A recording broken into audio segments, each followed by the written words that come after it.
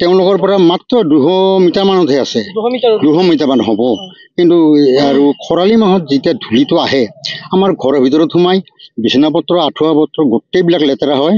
তেতিয়া আমি শুব গ'লেও তাৰমানে এনেকৈ জোকাৰি দিলে ধূলাবিলাক আমাৰ নাকত পৰে।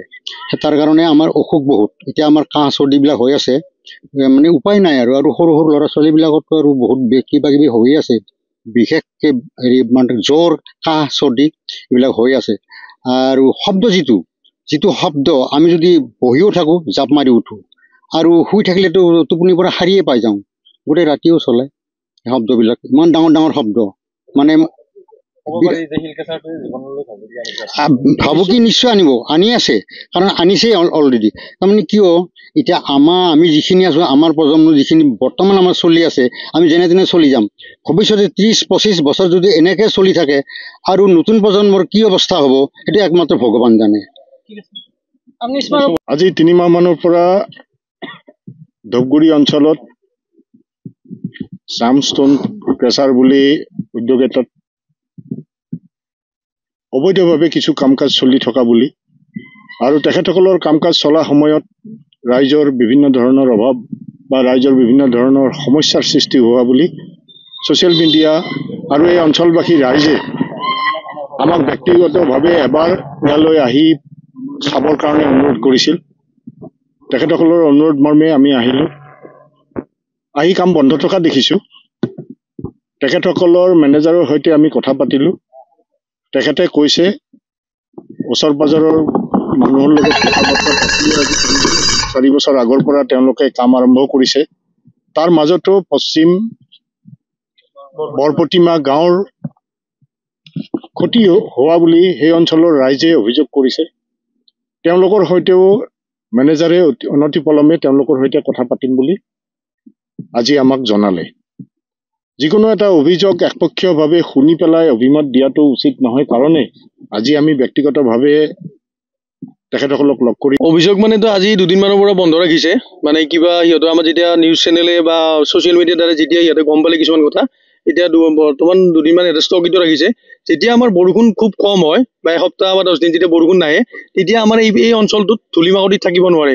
সৰু শিশুৰ পৰা ডাঙৰলৈকে বয়সস্থ মানুহলৈকে মানে এনেকুৱা কাহ চৰ্দি জ্বৰ এনেকুৱা মানে কিছুমান প্ৰব্লেমত ভুগি আছে। সিহঁতৰ কিন্তু কোনো কাৰখান নাই, আৰু সিহঁতে কৈ আছে কি আমি মানে কৰিম। সিহঁতে কেনেকৈ কৰিব, কি হিচাপত কৰিব এতিয়া বুজিব নাই। এটা বস্তু হোৱাৰ পিছত সেইটো বস্তু যেন আৰু মানে দুনাই বন্ধ হোৱা দেখা নাই বেলেগ জেগাত। সিহঁতে কিন্তু চলাই আছিল অলপ দিনলৈকে, কিন্তু বৰ্তমান এনেকুৱা হৈছে 2 দিন পিছত খৰালি মাহ পৰাৰ লগে লগে আমি এইখন জেগাত থাকিব নোৱাৰিম। আগতে আমি বহুত বাৰম্বাৰ কৈছোঁ, সিহঁতক কোনো মানে কথাৰ ভক্ষেপ নাই, গুৰুত্ব দিয়া নাছিল। কিন্তু বৰ্তমান আমি এতিয়া এটাই জানো, আমাৰ এইখিনি মানুহৰ মানে যিখিনি প্ৰব্লেম হৈ আছে সেইটো কাৰণে সৰুৰ পৰা বয়সস্থলৈকে আমি এটাই জানো, এইটো কেষ্টাটো বন্ধ হ'ব লাগে। সেইটোৱে আমাৰ অভিযোগ। আমাৰ লগত মানে কি আমাৰ এইখন ৰাজ্যৰ লগত একো আলোচনা কৰা নাই। আলোচনা কৰা বুলি কৈছে ৰাইজৰ লগত।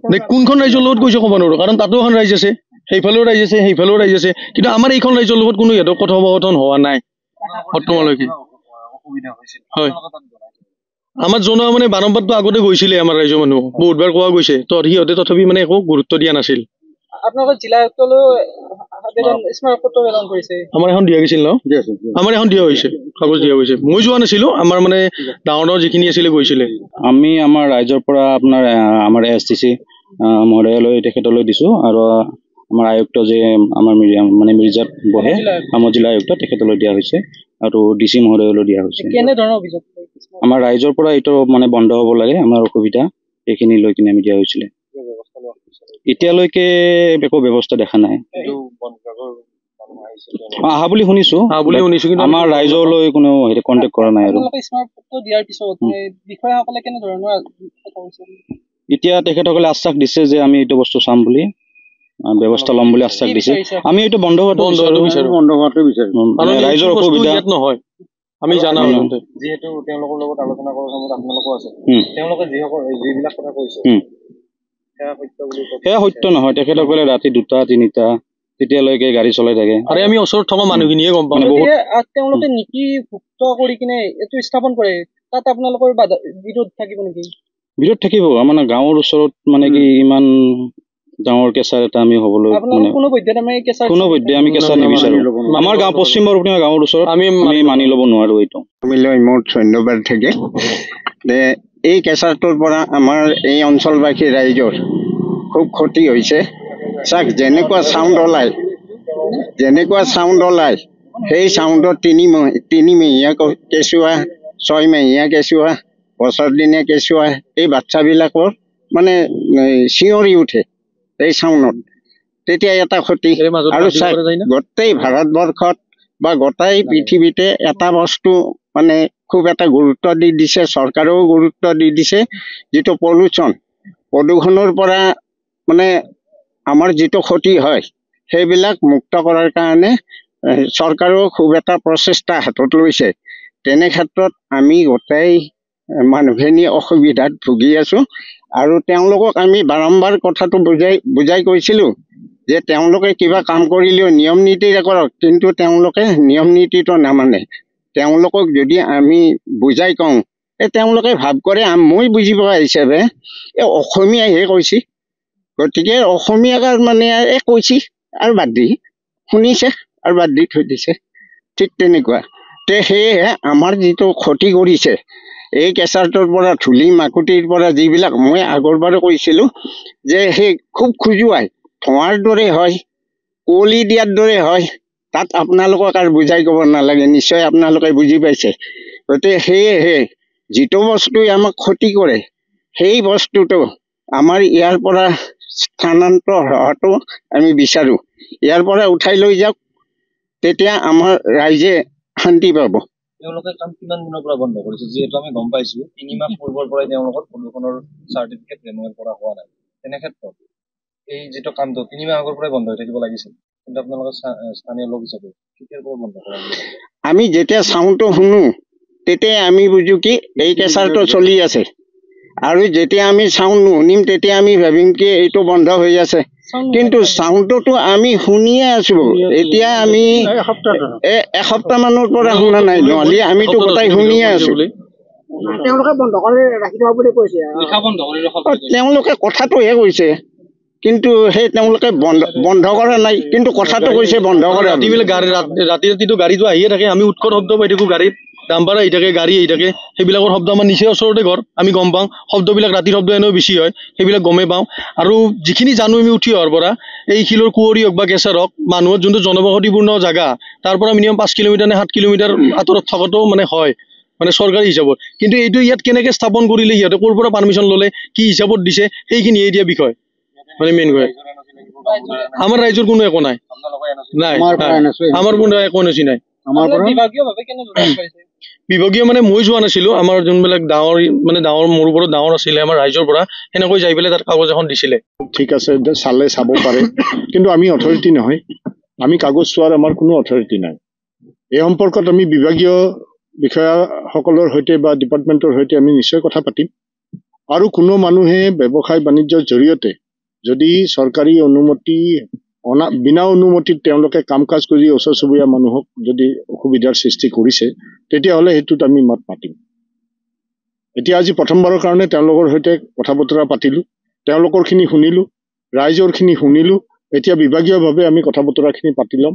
যদি চব ঠিকে আছে তেতিয়াহ'লে আমাৰ ক'বলগীয়া একো নাই, আৰু যদি চব ঠিকে নাই তেতিয়াহ'লে আমাৰ দাবী থাকিব, ৰাইজৰ যিখিনি কথা বতৰা সেইখিনি যদি সত্য প্ৰমাণিত হয় তেতিয়াহ'লে আমি তেখেতসকলৰ ওচৰত বিধিমতে কাম কৰিবৰ কাৰণে আমি তেখেতসকলক বাধ্য কৰাম। শ্যামচন কৰ্তৃপক্ষই এটা স্পষ্টভাৱে কৈছে যে পলিউশ্যন চাৰ্টিফিকেটৰ ক্ষেত্ৰত তেওঁলোকৰ প্ৰচেচিং আছে, কিন্তু পলিউশ্যনৰ লগত জড়িত উদ্যোগ কেনেদৰে চলি থাকিব পাৰে? তেওঁলোকেতো আমাক ক'লে, আপোনালোক ওচৰতে আছিল, যে পলিউশ্যনত আমাৰ অলপ খেলি মেলি আছে আৰু ফৰেষ্টে আমাক এইটো বন্ধ কৰিব কৈ গৈছে, আমি এইটো বন্ধ কৰিছোঁ। নাই, পলিউশ্যন তেওঁলোকৰ ৰিনিউৱেল হোৱা নাই বুলি ক'লে। কিন্তু মাটিৰ ক্লাছিফিকেশ্যনৰ ক্ষেত্ৰতো অভিযোগ উত্থাপন হৈছে। এই সকলোবিলাক ৰাইজৰ যিখিনি কথা বতৰা সেইখিনি আমি বিভাগীয়ভাৱে চাই ল'ব লাগিব, বিভাগীয়ভাৱে চাই ল'ম। আমি শুনিছোঁ আৰু সেইকাৰণে আমি আহিছোঁ। ক্লাছিফিকেশ্যন নোহোৱাকৈ, পলিউশ্যন চাৰ্টিফিকেট নোহোৱাকৈ ইমান ডাঙৰ উদ্যোগ এটা কেনেকৈ হ'ব? তাত চাউণ্ড পলিউশ্যনৰ কথা আছে। চাউণ্ড পলিউশ্যনত বহু ওচৰ পাজৰৰ মহিলা, শিশুৰ ৰাতি টোপনি নোহোৱা পৰ্যন্ত অভিযোগ তেওঁলোকে তুলিছে। গতিকে তেনেকুৱা কথা বতৰাবিলাক চাব লাগিব। আৰু নিয়ম মতে, ফৰেষ্টৰ নিয়ম মতে আমি জনাত নতুন নিয়ম কিবা হৈছে যদি নাজানো, সূৰ্য ডুবাৰ পিছততো ইয়াত কোনো কাম হ'ব নালাগে। তাৰপিছতো যদি ৰাইজে কোৱা লেখীয়াকৈ 12টা 1টা 2টালৈ যদি তেওঁলোকৰ ইয়াত কাম চলি থাকে, তেতিয়াহ'লে তাত আমাৰ ক'বলগীয়া থাকিব। বিভাগৰ সৈতে আমি কথা নিশ্চয় পাতিম। মানে কিছুমান আপোনাৰ ওচৰৰ মানুহৰ কিছুমান সমস্যা থাকে, কিবা এটা অনুষ্ঠান হ'লে বা কিবা এটা উদ্যোগ স্থাপন হ'লে ওচৰৰ মানুহখিনিৰ সমস্যা কিছু কিছু ক্ষেত্ৰত সকলো স্থানতে থাকে। আমি আমাৰ ফালৰ পৰা আমাৰ অঞ্চলত যিখিনি আপোনাৰ ৰাইজ আছে, যিখিনি আপোনাৰ ব্যক্তি আছে, আমি গোটেইখিনিৰ লগতে টাচত থাকোঁ। তাৰ মাজত 2-1 কেতিয়াবা কেনেকুৱা হৈ যায়, মাজতে ৰৈ যায়, তেওঁলোকেও আমাৰ লগত একো ধৰি লওক কণ্টেক্ট নকৰে, বা আমি যিখিনি মানুহক আমি ফটোতে দেখা পাই থাকোঁ সেইখিনি মানুহৰ লগতো আমাৰ কথা বতৰা চলি থাকে। তেওঁলোকে কেতিয়াবা কিবা অভিযোগ দিলে, কিবা এটা দিলে, আমি সেইখিনি বস্তু নিয়াৰিকৈ সেইখিনি সমস্যা সমাধান কৰাৰ কাৰণে আমি চেষ্টা কৰিছোঁ আৰু আগে পিছেও কৰি আহিছিলোঁ। কিন্তু এতিয়া আপোনাৰ কেনেকুৱা হৈছে, এই যিটো আপোনাৰ অভিযোগ আহিছে আপোনাৰ এই বৰপতিমা গাঁৱৰ পৰা, পশ্চিম বৰপতিমা গাঁৱৰ পৰা, সেই অভিযোগটোৰ ভিত্তিটো আমাৰ ওচৰত আগতে এই কমপ্লেইনটো লৈ আমাক জনাও নাছিল বা আমি জ্ঞাত নাছিলোঁ। আজি যেতিয়া আমি নিউজ মিডিয়াত এইবিলাক বস্তু দেখিলোঁ, তেতিয়া আমি নিজে আমাৰ কৰ্তৃপক্ষই যাই সেই ৰাইজৰ সভাপতি সম্পাদক মানুহখিনিৰ লগত আমি কথা পাতি আহিছোঁ। তেওঁলোকৰ যিখিনি অভিযোগ আছে সেইখিনি আমি শুনি আহিছোঁ, আৰু তেওঁলোকৰ অভিযোগ অনুসৰি আমি তেওঁলোকক আশ্বাসো দিছোঁ, তেওঁলোকক কৈছোঁ যে আপোনালোকে গোটেই ৰাইজখন একদিন বহক, আমি গোটেইখিনি আহিম, আহি আপোনালোকৰ গোটেই সমস্যাখিনি শুনি আমি অকল মুখেৰে নহয়, আমি প্ৰতিশ্ৰুতিভাৱে আমি আপোনালোকক লাগে লিখি দিম। আপোনাৰ যিখিনি সমস্যা আছে সমস্যাখিনি আমি 100% নহ'লে 99% হ'লেও আমি গোটেইখিনি চল্ভ কৰাৰ কাৰণে আমাৰ ফালৰ পৰা আমি চেষ্টা কৰিম। আপোনালোকৰ ৰাজহুৱা সমস্যাটো সমাধান কৰিব, কিন্তু ডিপাৰ্টমেণ্টেলি আপোনালোকৰ কিছু নথি বিসংগতি থকা বুলি কৈছে, এতিয়ালৈ হোৱা নাই। নথি বিসংগতি বুলি সেনেকুৱা একো কথা নাই। আমাৰতো আপোনাৰ যিখিনি আপোনাৰ আমাৰ কাগজ পত্ৰ যিখিনি লাগে কেঁচাৰৰ, গোটেইখিনি কাগজ পত্ৰ আমাৰ তাত ৱেল ভেৰিফাইড আছে।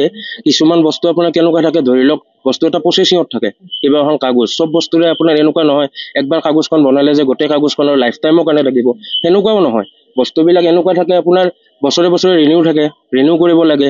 কেতিয়াবা কামবিলাক সেনেকৈ অফিচিয়েলি কাম কেতিয়াবা আমাৰো কিছুমান অসুবিধাৰ কাৰণে ৰৈ যায়, কিন্তু আমাৰ কামটো আপোনাৰ আণ্ডাৰ প্ৰচেচিং আছেই।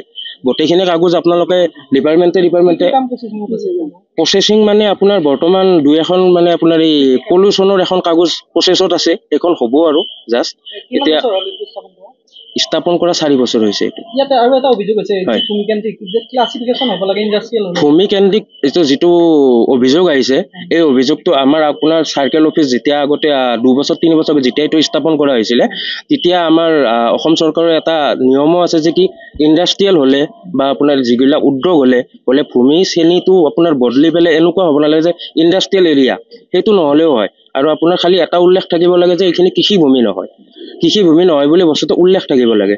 আৰু আমাৰ চাৰ্কেল অফিচাৰে আমাক তেতিয়া এখন পেপাৰো দিছিল, সেইখনত আপোনাৰ লিখাই আছে যে এইটো কৃষিভূমিৰ যোগ্য নহয় বা কৃষিভূমিৰ শ্ৰেণী নহয় বুলি। তেওঁৰ এখন কাগজ আমাৰ হাতত অলৰেডি আছে, আপোনালোকে অফিচত গ'লে এখন দেখাব পাব। আৰু এইখিনি জেগাত আপোনাৰ এটা আৰু অভিযোগ ওলাই আছে যে কি আমাৰ কৃষিভূমিত স্থাপন কৰা হৈছে বুলি, কিন্তু আপোনালোকে নিশ্চয় দেখিছে ইয়াতে এইখিনিতো আপোনাৰ কৃষিভূমি নহয়। এইখিনিত আপোনাৰ ডাঙৰ ডাঙৰ শাল গছ আছে, বহুত গছ গছনি আছে, এইখিনিতো আপোনাৰ কৃষিৰ কাৰণে মাটিয়ে নহয় এইখিনি। কিন্তু পিছপিনে আপোনাৰ যিখিনি আমাৰ জাগা আছে সেইখিনিত বহু লোকে আৰু অভিযোগ উঠাইছে যে কি এইখিনিত আপোনাৰ খেতি হোৱা নাই, কিবা হোৱা নাই। কিন্তু আপোনালোকে এৰিয়াটো চালে গমেই পাব, আমাৰ ইয়াতে বহুত ধান খেতি হৈছে, প্ৰত্যেক বছৰে কৰি আহিছে, ওচৰৰ মানুহে কৰি আহিছে।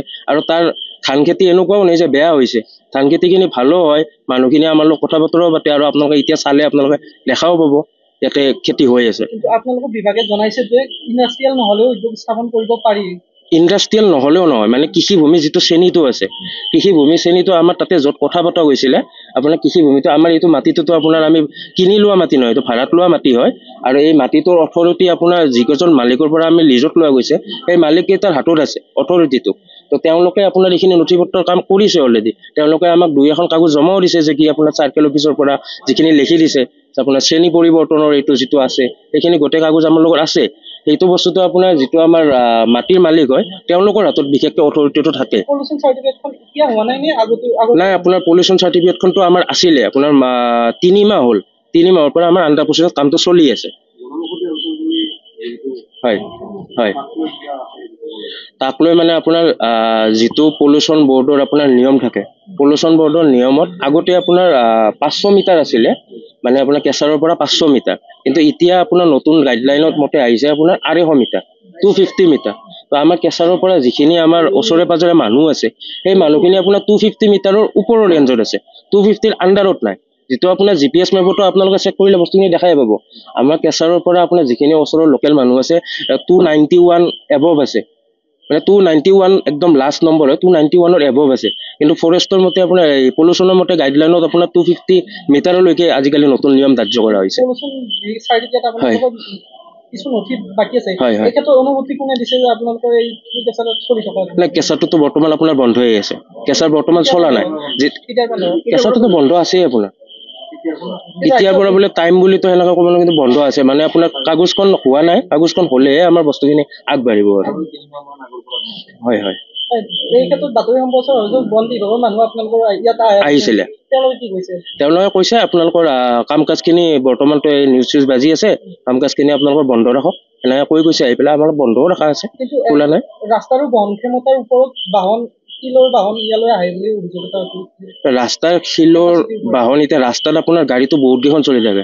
আমাৰ যিকেইখন গাড়ী আপোনাৰ চলি আছে সেইকেইখন আপোনাৰ বহন ক্ষমতাৰ গাড়ী, বহন ক্ষমতাৰ ওপৰত আমাৰ গাড়ী চলা নাই এতিয়ালৈ। বাকীতো ৰাস্তাত এনে গাড়ীটো আপোনাৰ বহুত চলি থাকে। আৰু গোটেইবিলাকে কিছুমান আপোনাৰ কেনেকুৱা হৈছে 10 চকা 12 চকা আজিকালিতো আপোনাৰ প্ৰত্যেকটো ৰাস্তাতে যেতিয়াৰ পৰা ৰাস্তা বহল হৈছে 10 হুইলাৰ বা 12 হুইলাৰটো আপোনাৰ এইটো নৰ্মেল হৈ গৈছে। কিন্তু যিটো আমাৰ ওপৰত অভিযোগ আহিছে আপোনাৰ 16 হুইলাৰ 18 হুইলাৰ এইটোতো আমাৰ ইয়াতে চলা নাই। কিন্তু আপোনালোকে এতিয়া ৰাইজৰ সমস্যা আগত ৰাখি কাম কৰিব নে? ৰাইজৰ সমস্যা সদায় আগত, ৰাইজ সদায় আগত। ৰাইজৰ উৰ্ধত কোনো হ'ব নোৱাৰে। আমিও শ্যামষ্টন কেঁচা ৰাইজৰ উৰ্ধত হ'ব নোৱাৰোঁ। আৰু আমি ৰাইজৰ সমস্যাৰ কাৰণে আমি ৰাইজৰ মানুহৰ লগত যাই কথা বাৰ্তা পাতিছোঁ।